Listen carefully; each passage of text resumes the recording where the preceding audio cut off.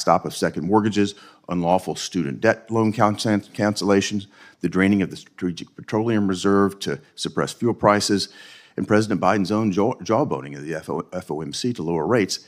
As you know, the Federal Reserve was structured to shield monetary policy from political influence, and that independence has given the Fed unique credibility in executing its mission. If the FOMC were influenced in any way by political calculation rather than economic data, it would severely damage the Fed's credibility as an independent institution, it would increase uncertainty in our markets, and it would jeopardize the dollar's status as the global reserve currency. Thank you, Mr. Chair. Senator Warren of Massachusetts is recognized. Thank you, Mr. Chairman. When the CEOs of giant banks can boost their bonuses by getting the banks to take on more risk, they run the risk that they will end up running their banks into the ground. It happened in 2008 and it happened again in 2023. Back in 2010, though, Congress passed the Dodd-Frank Act. Section 956 told financial regulators, solve this problem. 2 months ago, regulators put forward a proposal, but the Fed refused to join. Now, in 2018, you told this committee, Mr. Chairman, that you, quote, expect that banks will have in place compensation plans that do not provide incentives for excessive risk-taking.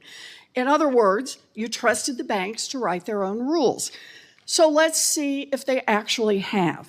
One thing the proposal would do is require big banks to delay bonuses for a broad group of critical employees who are able to gamble with the bank's finances, like the head of a trading desk, for example. Chair Powell, in the 6.5 years since you said trust the banks to regulate themselves, how many of the 10 biggest banks have put policies in place to delay annual bonuses for this broader group of critical employees whose risk-taking could endanger the bank? I don't know specifically. My guess is all of them.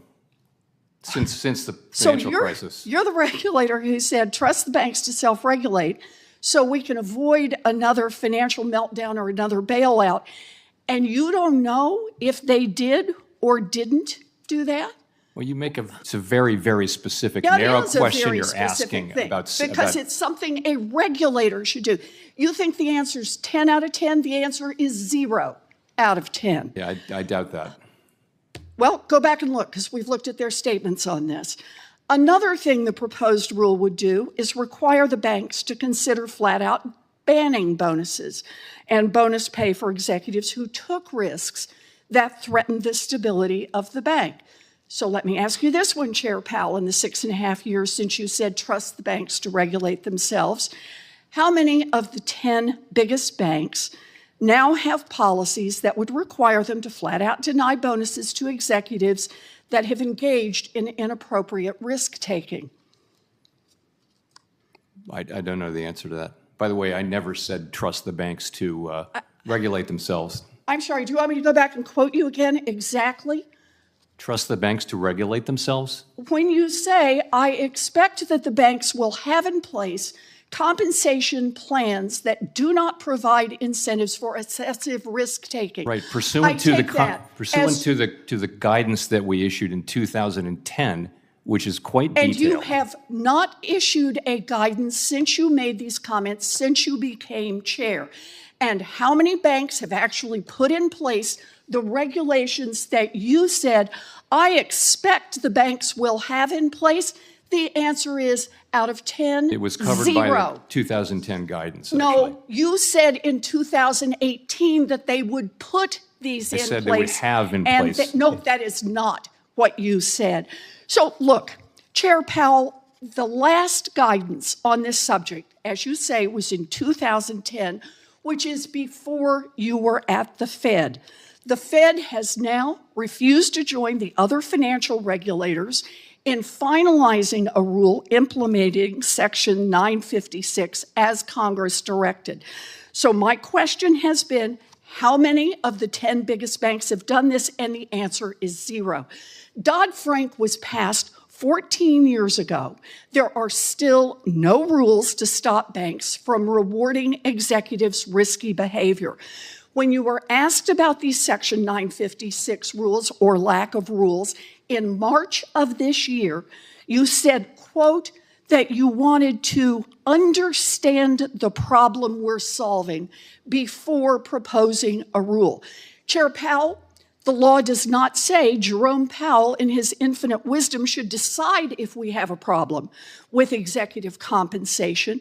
The law passed 14 years ago says executive pay is a problem that threatens the stability of our economy, so write the rules to rein them in. Finally, the other financial regulators have proposed such a rule, but the Fed has not joined. Chair Powell, I understand why the 10 biggest banks in the country like your approach. You let them do whatever they want, but you don't work for the giant banks, you work for the American people. I urge you to do your job. Thank you, Mr. Chairman. Senator Vance from Ohio is recognized. Thank you, Mr. Chairman, and thanks to Chair Powell for being here. I appreciate you coming by our office last week to discuss some of these issues. I want to ask something I imagine most of my colleagues are not asking, which is the relationship between immigration, particularly extremely high illegal immigration levels under the Biden administration, and the